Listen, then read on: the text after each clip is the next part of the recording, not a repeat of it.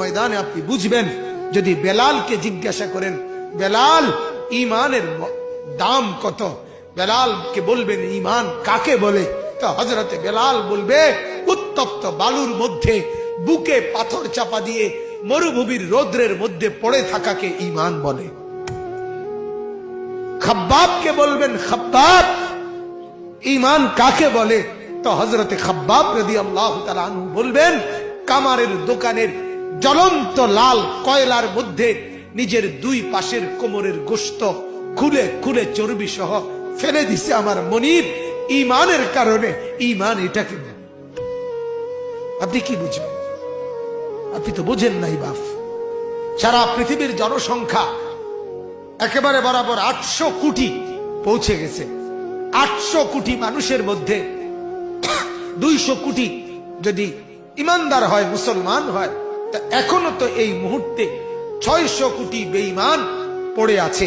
তাহলে আপনি যদি সেই 600 কোটির মধ্যে হতেন, আমি যদি হতাম, কি হতো বাপ? মৃত্যু পর্যন্ত যদি কালেমার সন্ধান আমি না পেতাম, মৃত্যু পর্যন্ত যদি আমি মুমিনের পরিচয় না পেতাম, আমার অবস্থা কি হইতো? আমার কবর কি হতো? এজন্য এটার চাইতে দামি কোন সম্পদ আল্লাহর কসম দুনিয়াতে আর কিছু নেই। লা ইলাহা ইল্লাল্লাহ এই কালেমার সর্বনিম্ন দাম, সবচেয়ে কম মূল্য আল্লাহ যেটা দিবেন কালেমার, সেটা হলো 10 দুনিয়া বরাবর জান্নাত দান। সবাইকে না, সর্বনিম্ন সর্বনিম্ন সবচেয়ে ছোট জান্নাত যার, তারটাই 10 দুনিয়া বরাবর ঈমানের কারণে। মেরে মোহতারাম, আমার বাপ, আমার বন্ধু, আমার জওয়ান ভাই, খোদার দোহাই ঈমান যেন না হারায়। অভাব আসতেছে, দুর্ভিক্ষ আসতেছে সারা পৃথিবী ব্যাপী, এটা পূর্বাভাস। আজ হোক কাল হোক, এই বছর হোক আর 10 বছর পরে হোক, পৃথিবীতে যখনই তীব্র অভাব লাগবে, দুর্ভিক্ষ লাগবে, তখনই রাসূলুল্লাহ সাল্লাল্লাহু আলাইহি ওয়াসাল্লাম বলেন দাজ্জাল আবির্ভাব হবে। দাজ্জাল বের হবে। আমি নিজ চোখে হাদিসে পড়ছি, আল্লাহর নবী বলেন 3 বছর লাগাতার দুর্ভিক্ষ হবে। ছেলেরা কথাটা মনোযোগ দিয়ে শোনেন ভাইয়া। 3য় বছরের দুর্ভিক্ষে নবীজি বলছেন আসমান থেকে 1 ফোঁটা বৃষ্টি হবে না, আসমান থেকে জমিন থেকে ফসল উঠবে না। এজন্য হাত ধরে বলি ভাইয়া, চতুর্দিকের এই দুর্ভিক্ষে অভাব, পেরেশানি আর অস্থিরতা, আজ হোক কাল হোক, এটা পূর্বাভাস। নবীজি বলছেন যখন অভাব তীব্র হবে, আসমান থেকে বৃষ্টি হবে না, জমিন থেকে ফসল উঠবে না, নবীজি বলেন তখন দাজ্জাল বের হবে। ওয়া মাআহু লাহমুন ওয়া খুবুজুন ওয়া নাহরুম মিন মাইন। দাজ্জালের কাছে গোশত থাকবে, রুটি থাকবে, পানির নহর থাকবে। দাজ্জাল বলবে তার বাহিনীরা, ইহুদিরা, দাজ্জালের বাহিনীরা, দাজ্জালের সাথে বেঈমানরা বলবে গোশত নাও, রুটি নাও, পানি নাও, বিনিময়ে ঈমান দিয়ে দাও, এরে খোদা মনে করো, এরে খোদা বানায় নাও। আরে বাপ, আমি কেমনে বললে বুঝতেন? আমার তো মন চায় পায়ে ধরে ধরে ছেলেদেরকে বলি, যুবকের হাতে ধরে ধরে বলি, এরে বাপ, আল্লাহর দোহাই তোর এই উলঙ্গ ছবি দেখা, নাচ দেখা, মোবাইলের ছবি দেখা, জিনা আর বেবিচারের এই দৃশ্য গোটা দুনিয়ার মানুষকে কষ্ট দিবে বাপ। শুধু তুমি আযাবের কারণে কষ্ট পাবা না, বরং গোটা বনি আদম, গোটা মাখলুকাত, এমনকি গর্তের পিপিলিকা, এমনকি সাপ, বিচ্ছু, জন্তু জানোয়ার পর্যন্ত কষ্ট পাবে। সব অভাব লাগবে এই গুনার কারণ, গুনার কারণ, নাফরমানির কারণ। কোরআনুল কারীমের মধ্যে আল্লাহ তাআলা বলেন ওমা আসাবাকুম মিন মুসিবাতিন ফাবিমা কাসাবাত আইদিকুম। গুনাহের কারণে মুসিবত। যাহারাল ফাসাদু ফিল বাররি ওয়াল বাহর বিমা কাসাবাত আইদিন নাস।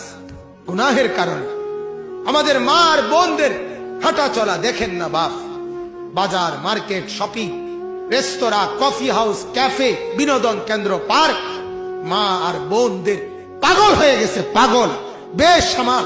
এই অল্প কিছু মোল্লা মৌলবী, অল্প কিছু মসজিদ মাদ্রাসা, এগুলা যদি বুলডোজার দিয়া, এগুলা যদি ধ্বংস করে সমান করে দিতে পারত, তো এদেশের রাস্তায় রাস্তায় উলঙ্গ যুবক আর যুবতী জিনার ব্যভিচার করত। শুধু ঝামেলা এই মোল্লারা, এই মোল্লা এগুলা ঝামেলা, এগুলার কারণে পারে না, এটাই করত।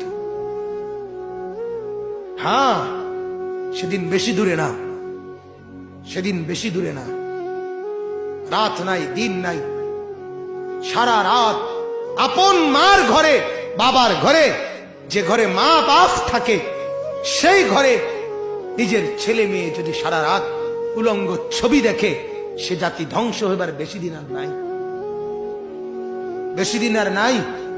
আমার বাপ, আমি বক্তা না, আমি কণ্ঠের জাদুকর না, আমি সুরওয়ালা কেউ না, আমি এক ফেরিওয়ালা, এক ফেরিওয়ালা আমি, যার কলিজা ভরা ব্যথা, অস্থিরতার পেরেশানি।